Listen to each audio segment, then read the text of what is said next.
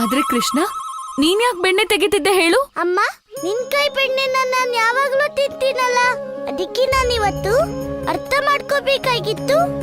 ಏನಂದ್ರೆ ಆ ಅದ್ಭುತವಾದ ರುಚಿ ನಿನ್ ಕೈಯಲ್ಲಿದ್ಯಾ ಅಥವಾ ಈ ಬೆಣ್ಣೆಲಿದ್ಯಾ ಅಂತ. ಆದ್ರೆ ಇವತ್ತು ನಾನೇ ನನ್ ಕೈಯಾರೆ ತೆಗ್ದಿರೋ ಬೆಣ್ಣೆ ತಿಂದು ನನ್ಗೆಲ್ಲ ಅರ್ಥ ಆಯ್ತು. ಹೌದಾ? ನಿನಗೇನ್ ಗೊತ್ತಾಯ್ತು? ಅಮ್ಮ, ಏನಂದ್ರೆ ಈ ರುಚಿ ಬೆಣ್ಣೆಲಿಲ್ಲ, ಆದ್ರೆ ಅದು ನನ್ನ ಅಮ್ಮನ ಕೈಯಲ್ಲಿದೆ.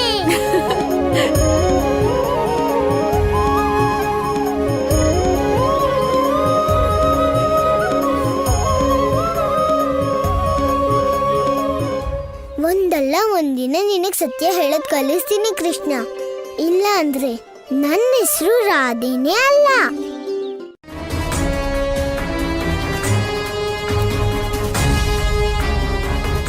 ನಾನು ನಿಮಗೆ ಯಾರನ್ನೋ ತೋರಿಸಬೇಕು ಮಹಾಬಲಿ. ಅವನು ನಿಮ್ಮಂತೆಯೇ ಆ ವಿಷ್ಣು ಮತ್ತು ಶೇಷನಾಗನ ಘೋರ ಶತ್ರು. ಶತ್ರುವಿನ ಶತ್ರು ಮಿತ್ರನಾಗುತ್ತಾನೆ ಮಹಾಬಲಿ. ಅವನು ಬಯಸಿದರೆ ಸಂಪೂರ್ಣ ಗೋಕುಲವನ್ನು ಒಂದೇ ಬಾರಿಗೆ ನಿರ್ನಾಮ ಮಾಡುತ್ತಾನೆ. ಅವನು ಎಷ್ಟು ವಿಶಾಲನೆಂದರೆ ಗೋವರ್ಧನ ಪರ್ವತವನ್ನು ತನ್ನಲ್ಲಿ ಬಂಧಿಸಿ ಭಸ್ಮ ಮಾಡಬಲ್ಲ.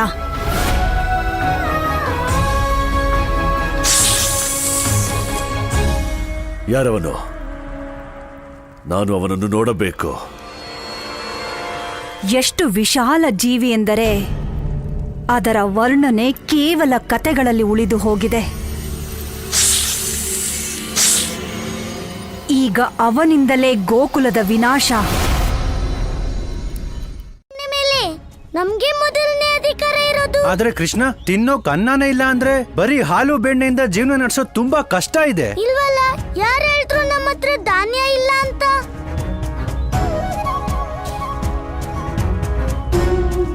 ಕೃಷ್ಣ, ನೀನ್ ಏನ್ ಹೇಳ್ತಾ ಇದೀಯಾ? ಧಾನ್ಯಗಳೆಲ್ಲಿದೆ ನಮ್ಮ ಹತ್ರ? ಅಪ್ಪ, ಇಲ್ಲಿದೆ, ನೀವೇ ನೋಡಿ.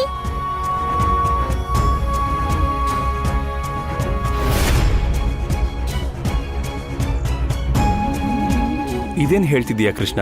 ಇದರಿಂದ ನಿನ್ ಹೊಟ್ಟೆ ಕೂಡ ತುಂಬೋದ್ ಕಷ್ಟ. ಇದು ನೋಡೋಕೆ ಕಡಿಮೆ ಇರ್ಬೋದು ಮಾವ, ಆದ್ರೆ ಇದ್ರಿಂದ ಎಲ್ಲ ಪ್ರಜಾವಾಸಿಗಳ ಹೊಟ್ಟೆನು ಖಂಡಿತ ತುಂಬುತ್ತೆ.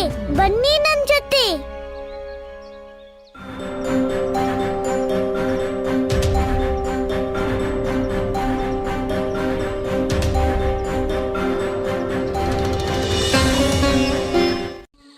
ಎಲ್ಲಿರುವೆ ನೀನು?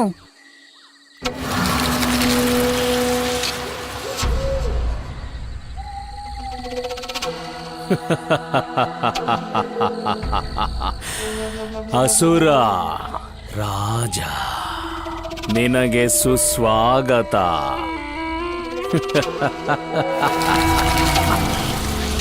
ಭಗವಂತ ಕಂಸನನ್ನು ನೋಡಿ ಹೆದರುವ ಅಗತ್ಯ ಇಲ್ಲ ಕಾಳಿಂಗ. ಕಣ್ಮುಂದೆ ಬಾ. ಈ ಗುಹೆ ನನ್ನ ವಾಸಸ್ಥಾನ. ಮತ್ತಿಲ್ಲಿ ಭಯಪಡೋ ಅಗತ್ಯ ಇರೋದು ನನಗಲ್ಲ ಅಸುರ ರಾಜ. ಅದರ ಅಗತ್ಯ ನಿನ್ಗಿದೆ. ಯಾಕಂದ್ರೆ ಇವತ್ತು ವರ್ಷಗಳ ನಂತರ ನನಗೆ ರಾಕ್ಷಸ ಆಹಾರವಾಗಿ ಸಿಕ್ಕಿದಾನೆ. ಮೂರ್ಖ, ನಿನ್ನ ಭೋಜನ ನಾನಲ್ಲ. ನೋಡು, ನಿನ್ನ ಕಾಲ ನಾನು. ಅವ್ ಸಂಚು ಕಾಣಿಸ್ತಾನೆ ಇಲ್ವಲ್ಲ? ದಡ್ಡ ದಡ್ಡ, ಈ ಗೊಲ್ರು ವ್ಯವಸಾಯ ಮಾಡ್ತಿದ್ದಾರೆ. ಅಂದ್ರೆ ಬೆಳೆ ಬೆಳಿತಾರೆ. ಆದ್ರೆ ಅದ್ರ ಅಗತ್ಯ ಏನಿದೆ? ಗೋಕುಲಕ್ಕೆ ಮತ್ತೂರಿ ಅಂತ ಧಾನ್ಯ ಸಿಗತ್ತಲ್ಲ? ಚಾಣೂರ, ನಾನು ಅದನ್ನೇ ಯೋಚಿಸ್ತಿದ್ದೀನಿ. ಬೆಣ್ಣೆ ಹಾಲು ಬದಲು ನಾವು ಇವ್ರಿಗೆ ಧಾನ್ಯ ಕೊಡ್ತಾ ಇದೀವಿ. ಆದ್ರೆ ಈಗ ಇವರೇ ಬೆಳೆ ಬೆಳಿತಿದ್ದಾರೆ. ನಾವೀಗ್ಲೇ ಈ ಸಂಚಿನ ಬಗ್ಗೆ ಮಹಾರಾಜ ಕಂಸರಿಗೆ ಹೇಳ್ಬೇಕು. ಅಯ್ಯೋ, ನಿಂತ್ಕೊಳ್ಳೋ ದಡ್ಡ. ಯಾವಾಗ ನೋಡಿದ್ರು ಬಲಾನೇ ಉಪಯೋಗಿಸೋದಲ್ಲ, ಆಗಾಗ ತಲೆನೂ ಉಪಯೋಗಿಸು. ಅಂದ್ರೆ ನಾವೇನಾದ್ರೂ ಈ ಗೊಲ್ಲರ ಸಂಚಿನೆಲ್ಲ ಹಾಳ್ ಮಾಡಿ ಭಗವಂತ ಕಂಸನ್ಗೆ ವಿಷಯ ತಿಳಿಸಿದ್ರೆ ಆಗ ನಮಗೆ ಬಹುಮಾನ ಸಿಗತ್ತೆ. ಎಂತ ಯೋಚನೆ ಪ್ರಲಬ್ಧ. ಮತ್ ನಡಿ, ಈ ಎತ್ತುಗಳ ಮೂಲಕನೇ ಶುಭ ಕಾರ್ಯದ ಆರಂಭನ ನಾವಿಬ್ರು ಮಾಡೋಣ. ಮತ್ತು ವಿಶಾಲ ಕಾಯ ನೋಡಿ ಭಗವಂತ ಕಂಸನ ಮನಸ್ಸು ಅತ್ಯಂತ ಪ್ರಸನ್ನವಾಗಿದೆ. ಆದ್ದರಿಂದ ನಿನ್ನನ್ನು ಕ್ಷಮಿಸುತ್ತೇನೆ. ಆದರೆ ನೀನು ಭಗವಂತ ಕಂಸನ ಅಧೀನತೆ ಸ್ವೀಕರಿಸಬೇಕು. ನಿನಗೆ ಹುಚ್ಚಿಡ್ದ್ಬಿಟ್ಟಿದೆ ಕಂಸ. ನಿನ್ನ ಜೀವ ಅಪಾಯದಲ್ಲಿದೆ, ನಿನಗೆ ಅರ್ಥ ಆಗ್ತಿಲ್ಲ. ಇದು ನನ್ನ ಗುಹೆ, ಮರ್ತ್ಬಿಟ್ಯಾ? ನೀನು ಬಹುಶಃ ಮರೆತಿರಬೇಕು, ಎಲ್ಲ ಭಗವಂತನಿಗೆ ಸೇರಿದ್ದು ಮತ್ತು ನಾನೇ ಭಗವಂತ. ಭಗವಂತ ಕಂಸ. ನೀನು ಭಗವಂತ ಅನ್ನೋ ನಿನ್ನ ಭ್ರಮೆ ಈ ದಿನ ನಿನ್ನ ಜೊತೆಗೆ ನಾಶ ಆಗುತ್ತೆ ಕಂಸ.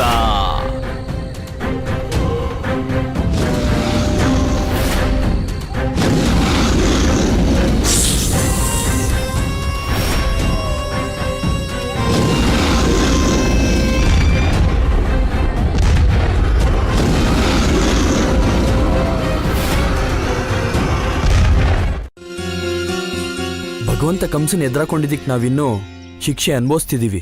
ನಮ್ಮ ಇಡೀ ಊರು ಕಂಸನ ಕೋಪದ ಬೆಂಕಿಗೆ ಸುಟ್ಟೋಯ್ತು. ಕೇವಲ ನಾವಿಬ್ರು ಹೇಗೋ ಉಳ್ಕೊಂಡ್ವಿ. ನಾವು ನಿಮ್ ಒಳ್ಳೇದಕ್ಕೆ ಹೇಳ್ತಿದೀವಿ. ನಿಮ್ಗೂ ನಮ್ಗತಿನೇ ಬರೋದು ನನ್ಗಿಷ್ಟ ಇಲ್ಲ. ಅಣ್ಣ,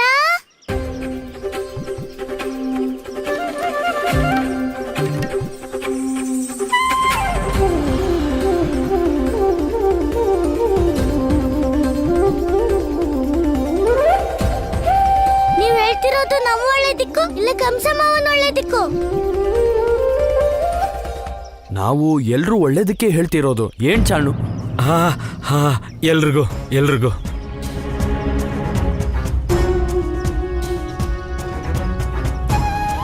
ಇವರಿಬ್ರು ಅವರೇ ಅಲ್ವಾ? ಕಂಸನ್ ವಿರುದ್ಧ ಹೋಗ್ತಿಲ್ಲ. ವಿನಾಶಕಾಲೆ ವಿಪರೀತ ಬುದ್ಧಿ.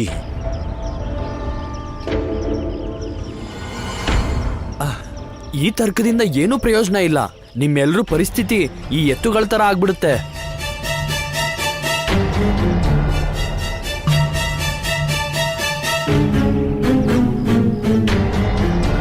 ಚಿಂತೆ ಬೇಡ, ನೀವು ಬೇಗ ಹುಷಾರಾಗ್ತೀರಾ ಗೆಳೆಯರೇ.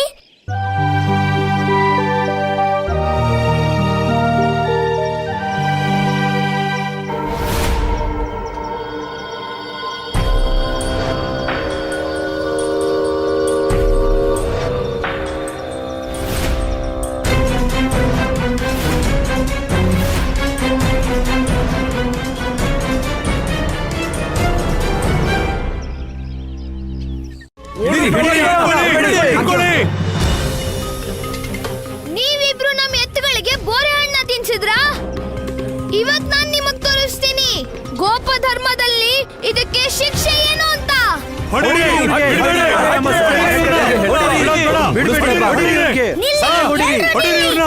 ನಾವ್ ಇವ್ರಿಗೆ ಈ ತರ ಶಿಕ್ಷೆ ಕೊಡ್ಬಾರ್ದು. ಕೃಷ್ಣ, ಮತ್ ನೀನೇ ಹೇಳು, ನಾವು ಇವ್ರಿಬ್ರಿಗೆ ಏನ್ ಶಿಕ್ಷೆ ಕೊಡೋದು? ನನ್ ಮನ್ಸು ಈಗ ಏನ್ ಹೇಳ್ತಾ ಇದೆ ಅಂದ್ರೆ ನನ್ ಗದೆಯಿಂದ ಇವರಿಬ್ರಿಗೂ ಪಾಠ ಕಲಿಸ್ಬೇಕು ಅಂತ. ಅಣ್ಣ, ಶಾಂತ ಆಗು. ಇವರಿಬ್ರು ನಮ್ ಕೆಲ್ಸಕ್ಕೆ ತೊಂದ್ರೆ ಮಾಡಿದ್ದಾರೆ. ಅದಕ್ಕಾಗಿ ನಾವ್ ಇವರಿಂದಲೇ ನಾವು ನಮ್ ಕೆಲ್ಸ ಮಾಡಿಸ್ಕೊಳ್ಳೋಣ. ಆದ್ರೆ ಕೃಷ್ಣ, ಇವರಿಬ್ರು ನಮ್ಗೆ ಏನ್ ಕೆಲ್ಸ ಮಾಡ್ತಾರೆ? ಅಣ್ಣ, ನೀನ್ ನನ್ ಜೊತೆ ಬಾ ಈಗ. ಒಳ್ಳೆ ಬಹುಮಾನ ಸಿಕ್ಕಿದೆ ನಿನ್ನ ಗೆಳತನ ಮಾಡಿದ್ದಕ್ಕೆ.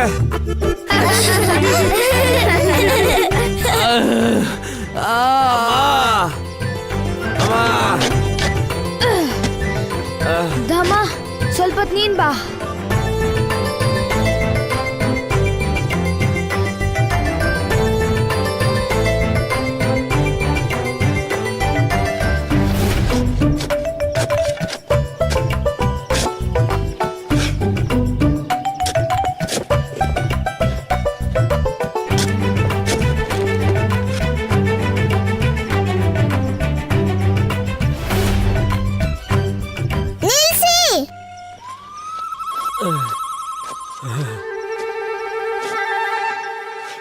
ಕೃಷ್ಣ, ಇವ್ರಿಗೆ ನಾನು ಶಿಕ್ಷೆ ಕೊಡ್ತೀನಿ.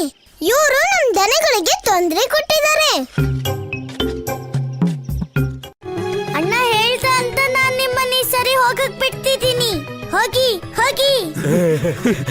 ನಿಲ್ಲಿ.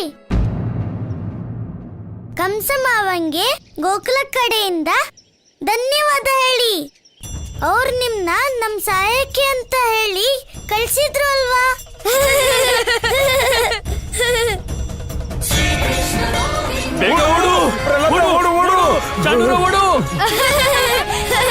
ಕೃಷ್ಣ, ಇವಾಗ ಮೊದಲನೇ ಬಾರಿ ನನ್ಗೆ ನೀನ್ ಶಿಕ್ಷೆ ಕೊಟ್ಟಿದ್ದನ್ನ ನೋಡಿ ಬಹಳ ಇಷ್ಟ ಆಯ್ತು. ಮತ್ತೆ ಕಂಸ ಮಾಮ ಏನಾದ್ರೂ ಗೋಕುಲಕ್ ಬಂದ್ರೆ ಅವ್ರಿಗೂ ಇದೇ ರೀತಿ ಶಿಕ್ಷೆ ಕೊಡೋಣ. ನಂದಕಂದನಿಗೆ ಜಯವಾಗಲಿ. ಯಶೋಧಕಂದನಿಗೆ ಜಯವಾಗಲಿ. ಯಶೋಧಕಂದನಿಗೆ ಜಯವಾಗಲಿ.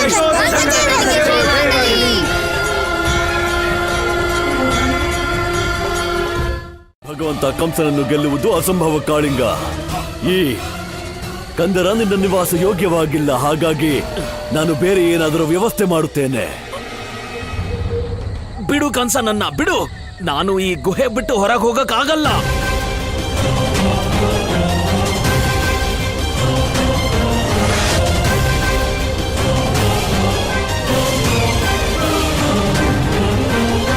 ಹೊರಗೆ ಬಾ ಕಾಳಿಂಗನಾಗ. ನಿನ್ನಂತಹ ವೀರ ಹೀಗೆ ಮೋಸ ಮಾಡುವುದು ಶೋಭೆ ತರುವುದಿಲ್ಲ. ಹೊರಗೆ ಬಾ.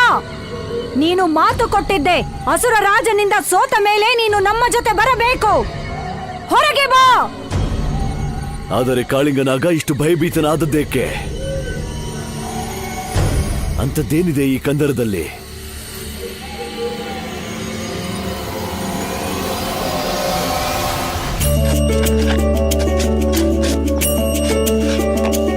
ಹೆಚ್ಚೆಚ್ಚು ಆನಂದ ಆಗುತ್ತೆ. ಕೃಷ್ಣ, ಗೋಕುಲದ ನೆಲದಲ್ಲಿ ಸೊಂಪಾದ ಬೆಳೆ ನೋಡೋದಕ್ಕೆ ಮನಸ್ಸು ಹಂಬಲಿಸ್ತಾ ಇದೆ. ನಾನಂತೂ ತೀರ್ಮಾನ ಮಾಡ್ಬಿಟ್ಟಿದ್ದೀನಿ, ಈ ಹೊಲದಲ್ಲೇ ಗುಡಿಸ್ಲಾಕೊಂಡು ಇದ್ಬಿಡ್ಬೇಕು ಅಂತ. ಸರಿದಮ್ಮು ಚಿಕ್ಕಪ್ಪ, ನಾನ್ ಪ್ರತಿದಿನ ನಿಮ್ಗೆ ಅಂತ ಊಟ ತಗೊಂಡ್ಬರ್ತೀನಿ. ಕೃಷ್ಣ, ನೀನ್ ಯಾಕೆ ಊಟ ತರ್ಬೇಕಪ್ಪ? ಇಲ್ಲೇ ಬೇಕಾದಷ್ಟು ಬೆಳೆ ಇರುತ್ತೆ, ನಾನೇ ಅಡ್ಗೆ ಮಾಡ್ಕೊಂತೀನಿ.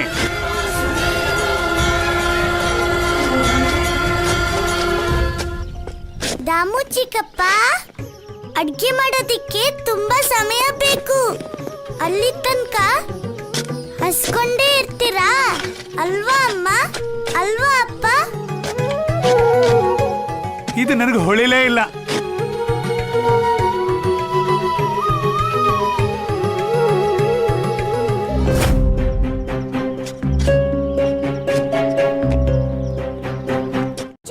ಅಜ್ಜ, ಅಜ್ಜ, ನೀವು ಹುಷಾರಾಗಿದ್ದೀರಾ? ಅಜ್ಜ, ನೀವ್ಯಾಕೆ ಕೆಲಸ ಮಾಡ್ತಿದ್ದೀರಿ? ನೋಡಿ, ಈಗ ಸುಸ್ತಾಯ್ತಲ್ವಾ? ಬನ್ನಿ, ವಿಶ್ರಾಂತಿ ತಗೊಳ್ಳಿ. ಕೃಷ್ಣ, ನನ್ನ ಜೀವನದಲ್ಲಿ ಎಷ್ಟೋ ಋತುಗಳನ್ನು ನೋಡಿದ್ದೀನಿ, ಆದರೆ ಗೋಕುಲದಲ್ಲಿ ಇಷ್ಟೊಂದು ಸಡಗರ ನಾನು ಹಿಂದೆ ಯಾವತ್ತೂ ನೋಡಿಲ್ಲ. ಇನ್ನು ನನಗೆ ಉಳಿದಿರೋ ಆಯಸ್ಸನ್ನ ಯಾವುದೇ ಹೆದರಿಕೆ ಇಲ್ಲದೆ ಹಾಯಾಗಿ ಕಳಿಬೇಕು ಕಣಪ್ಪ. ಅದೇ ನನ್ನ ಆಸೆ. ಕಂಸನಿಗೂ ಭಯ ಪಡಬಾರ್ದು. ಸರಿ ಅಜ್ಜ, ನಾನ್ ನಿಮ್ಗೆ ಸಹಾಯ ಮಾಡ್ತೀನಿ. ಬನ್ನಿ ಅಜ್ಜ. ಜಗದೊಡೆಯನೇ ಶ್ರಮ ಪಡುತ್ತ ದುಡಿಯಲು, ಜಗದೊಡೆಯನೇ ಶ್ರಮ ಪಡುತ್ತ ದುಡಿಯಲು, ಕಷ್ಟವು ಬಹುದೇ ಸತ್ಯ ಪಥದೊಳು, ಜಗದೊಡೆಯನೇ ಸಫಲವಾಗದಿರುವುದೇ ನೋಡ್ದ್ಯಾ ಯಶೋದೆ, ಭುವನದೊಳು. ನಿನ್ ಮುದ್ದು ಕೃಷ್ಣ ಗೋಕುಲದ ಜನರಿಗೆಲ್ಲ ಎಷ್ಟು ಉತ್ಸಾಹ ತುಂಬುತ್ತಿದ್ದಾನೆ. ನಂದರಾಜ, ನನ್ ಕೃಷ್ಣ ಅಲ್ಲ, ನಮ್ಮ ಕೃಷ್ಣ.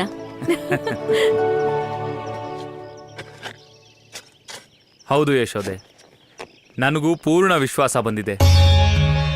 ನಮ್ ಕೃಷ್ಣ ಒಂದು ದಿನ ಪೂರ್ತಿ ಬ್ರಜಮಂಡಲನೇ ನೋಡ್ಕೋತಾನೆ, ಭಯಮುಕ್ತ ಸಮಾಜದ ನಿರ್ಮಾಣನೂ ಮಾಡ್ತಾನೆ. ಸತ್ಯ ಹೇಳಿದ್ರಿ.